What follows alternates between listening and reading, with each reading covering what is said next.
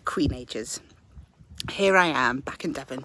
You can see I am in a garden and it's beginning to feel like high summer. The school is done and my bit of London felt really weirdly empty last week. Even the pond on sunny days wasn't very full. And here I am reading this to you, and I am in Devon for a big family birthday party. Our lovely cousin Jane turned 70 and we've all come down to celebrate, and we come down every year, tying it in with some days on the north coast of Devon surfing. We'll be pitching our beloved 20-year-old bell tent, looking out over Dartmoor for a few days, and then heading up to near Croyd for some waves. So look, you can see actually that's Exmoor over there in the distance. There's nothing like a good battering from the salty water to feel the year's accumulated debris being scoured away. I'm thinking of boogie boarding in a helmet this year after my crash on the head last summer.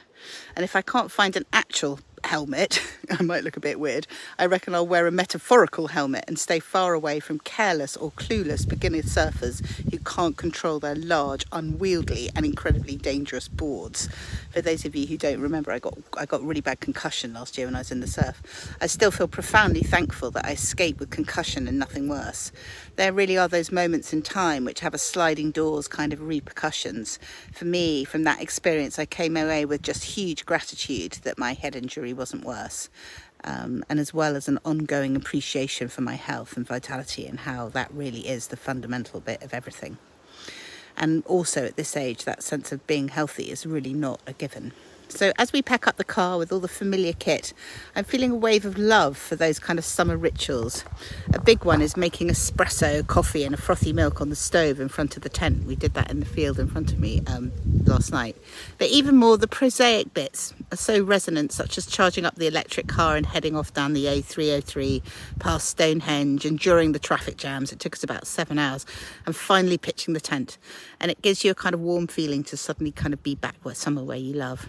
I love the warmth of the family gathering on our cousin's farm, homegrown tomatoes, homemade quiche, catching up on the gossip, people bringing cakes up from Cornwall.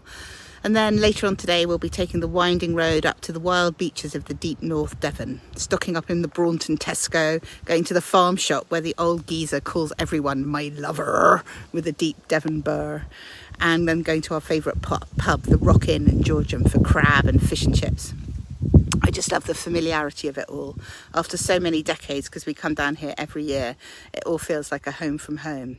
And yet, you also notice the minutiae of small differences, the sand or the rocks changing on the beach, a new addition to the cafe menu. I feel myself relax as I walk down the cliff with my boogie board and into the sea. It's a kind of absolution, a sense that the year is slackening into summer drift. I really can't wait. And I particularly feel like that because it's been such a busy week. I get called into covering for columnists on some of the national papers in the summer. And it reminds me just how stressful my old life on newspapers was. I can feel the cortisol level rising in my body as I have to scan the papers in the morning and rack my brain for an angle on that kind of day's news. And then you get kind of a few hours, you have to kind of tip up with a whole load of ideas and you get a few hours to write it. And I can't believe that used to be my everyday. It just makes me grateful that it isn't anymore. This week, as well as writing 2 columns, one for The Independent about Andy Burnham as a Gen X Prime Minister and one for The Telegraph about water and the ghastly water companies, I went up to Manchester for my daughter's graduation. What a proud and happy day that was. It feels surreal that my baby, in my mind she's still a toddler, is now a graduate. It also struck me that I never graduated. I mean, I passed the exams, but I never went and did the ceremony with all the kind of mumbling Latin in the gown and the flowers. Back in 1992, when I finished uni, we were trying our hardest, I think, not to do any of those kind of traditional things, all that stuff. And I remember we went to raves, not to balls, or rather, I gate crashed a few balls, but I wouldn't have been seen dead in a meringue-style ball gown or paying hundreds of pounds for a ticket. But similarly, I suppose to that, we didn't have a school leaving prom, which all the kids do now, with fancy dresses and cars to deliver them to after parties and all that kind of thing. It was all so much more homespun back then. We went to the pub or hung out with someone's house, or maybe went to a rave. But all that traditional stuff, the kind of graduation, the prom, all stuff, it kind of smacked of parents and a stuffiness we were all keen to eschew back then. And it's interesting that that's really changed for this generation. The student graduation scene is now like a full-on industry, which has been churning, or certainly where we were in Manchester, for weeks. Every day, hundreds of proud parents queue outside the university hall, all dressed up like they're going to a wedding, with endless professional photographers who've kind of set up shop, charging up to £100 or more for a kind of formal portrait. They're doing a roaring trade too, with some of the graduands, as they're called before they graduate, having their entire extended families in the portrait with them. The people in front of us in the queue had at least 11 relatives all dressed up in their finery, posing with their one clever student. The pride in their achievement was very sweet. But the whole kind of thing of it was amazing. There were embossed frames for the degree certificate itself, flower sellers lining Oxford Road in Manchester, charging £35 for a bunch of the prerequisite graduation bouquets. We went for lunch at Circo Popolare. I love that. It's kind of a nice Italian place, which was doing a brisk trade in graduation celebrations.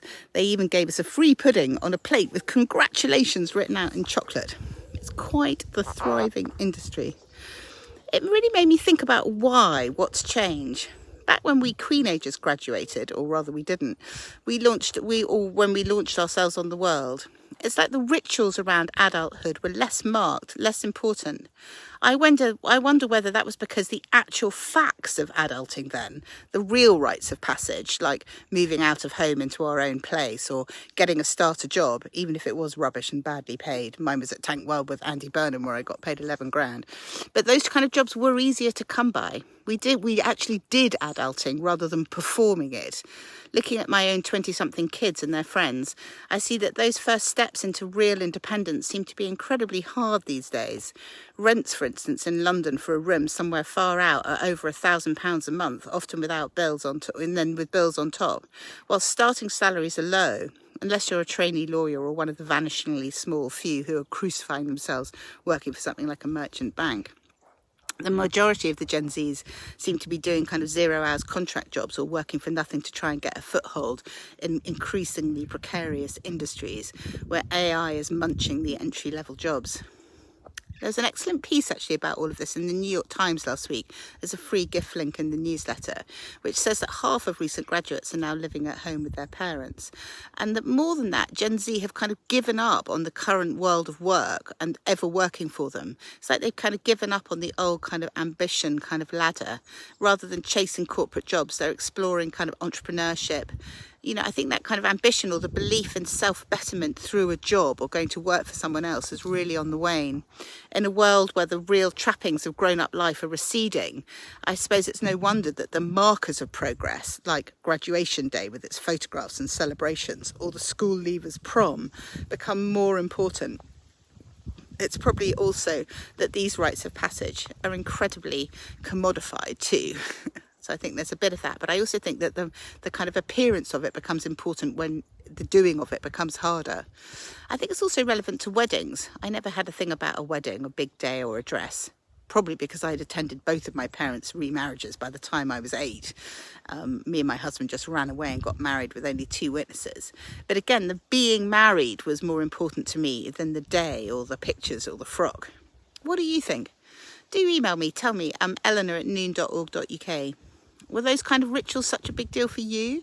Do you think it's more important, the kind of ritual bit is more important for the kids now because they can't actually do it? I know many Queenagers are child-free, about a third of us, but I still think this business of what the next generation are going to do and how hard it is for them to launch themselves into the world is important for all of us. But then again, I was also thinking that maybe in the 100-year life, this current crop of starter adults can kind of take a bit more time about it. They've got more time for experimenting and experimentation. Maybe the shift in post-uni life and this kind of taking longer to get on the adulting trail is part of that broader sense of life's goalposts shifting in real time as we live longer lives. Maybe our Gen Zs have the luxury of time to travel, learn languages, grow a network, work out what they really want to do or who they are, because they've got so many years ahead of pivots and different stages and living a long time. I wrote this week in The Telegraph about a new study from Morgan Stanley in America called the She Economy, which finds that by 2030, over 45% of women aged 22 to 44 will be single and child-free.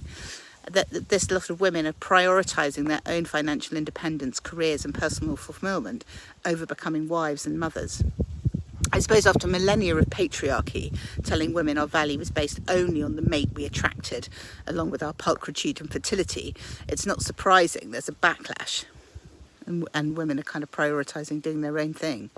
But the statistics show that while married men are happier and healthier, married women are not. So maybe this generation of women know what's good for them. It is a bit worrying though, just in terms of kind of the birth rate. If nearly half of women in peak childbearing years aren't opting for motherhood at all, I'm all in favour of anyone who wants to being child free, but it doesn't really bode well for the continuation of the species or the human race if so many women are going to choose not to have kids. Anyway, I'm coming back from Devon midweek next week. I rather love the city in the summer. It's sleepy and empty, and I'm going to a series of fun gigs, and then I'm away from some extended weekends, including a noon planning session in Dorset for 3 days. So do let us know if there are things that you would like us to be doing. Again, eleanor@noon.org.uk.